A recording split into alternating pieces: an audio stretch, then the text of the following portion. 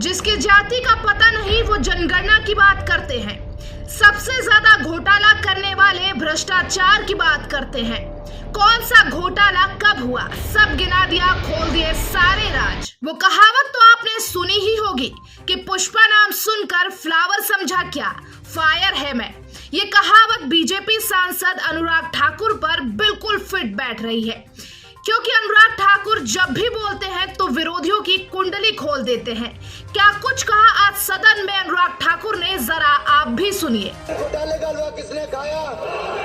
Agusta Westland घोटाले का हलवा किसने खाया? पूंजी स्कैम हलवा किसने खाया? कॉमनवेल्थ स्कीम का हलवा किसने खाया? कोयला घोटाले का हलवा किसने खाया? वाल्मीकि योजना घोटाले का हलवा किसने खाया?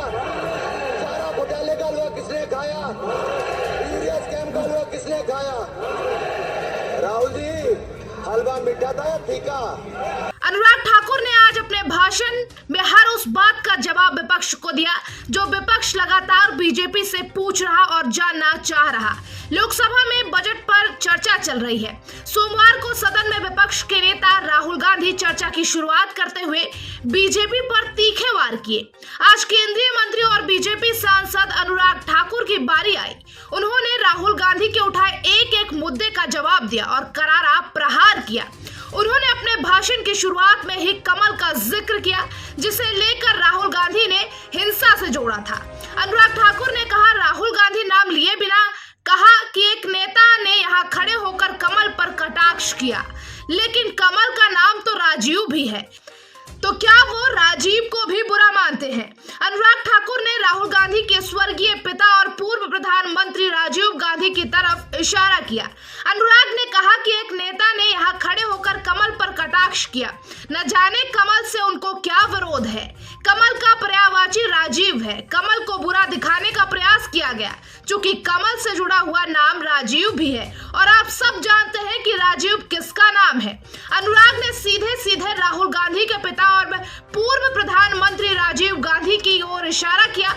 उन्होंने पूछा, तो क्या उनको भी बुरा समझते हैं क्या? केंद्रीय मंत्री ने आगे कहा, उन्होंने राजीव को हिंसा के साथ जोड़ा, कमल को हिंसा के साथ जोड़ा, लेकिन मैं कहना चाहता हूँ कि माँ लक्ष्मी का आसन भी कमल है, हमारा राष्ट्रीय पुष्प भी कमल है। और जिस पद्मासन मुद्रा में सिंधु सभ्यता में भगवान शिव की मूर्ति मिली थी, लोकमान्य तिलक ने भी पद्मासन मुद्रा में ही समाधि ली थी। आप कहते हैं कमल के चारों तरफ हिंसा है, आप कमल का अपमान नहीं कर रहे हैं, आप महायोगी भगवान शिव, भगवान बुद्ध और लोकमान्य तिलक जैसे महापुरुषों का अपमान कर रहे हैं। अनुराग ठाकुर ने इतनी बातें करते हुए राहुल गांधी को सुझाव भी दिया। उन्होंने कहा, इसलिए अगली बार कमल के बारे में बोलने से पहले थोड़ा सोच कर बोलिए कि आप किस किस का अपमान करते हैं। आप सिर्फ रील का नेता मत बनिए। मीम्स आपके खूब बनते हैं, रियल नेता बनने के लिए सच बोलना पड़ता है। उन्होंने आगे राहुल गांधी को नाम लिए बिना एक्सीडेंटल हिंदू कहा। केंद्रीय मंत्री ने कहा, कुछ लोग एक्सीडेंटल हिंदू हैं और महाभारत का ज्ञान भी एक्सीडेंटल है। उन्होंने कहा कि शायद uncle Sam, overseas Congress party के अध्यक्ष सैम पित्रोदा, अंकल सोरोस, अरबपति जॉर्ज सोरोस, जो पीएम मोदी की सरकार गिराने के लिए अरबों खर्च करने का ऐलान किया था, ने लिख कर दिया होगा। राहुल गांधी ने सोमवार को अपने भाषण में कमल को महाभारत के चक्रव्यूह से जोड़ा था। उन्होंने कहा था कि हजारों साल पहले हरियाणा के कुरुक्षेत्र में एक युवा अभिमन्यु को 6 लोगों ने चक्रव्यूह में फंसाकर मारा था।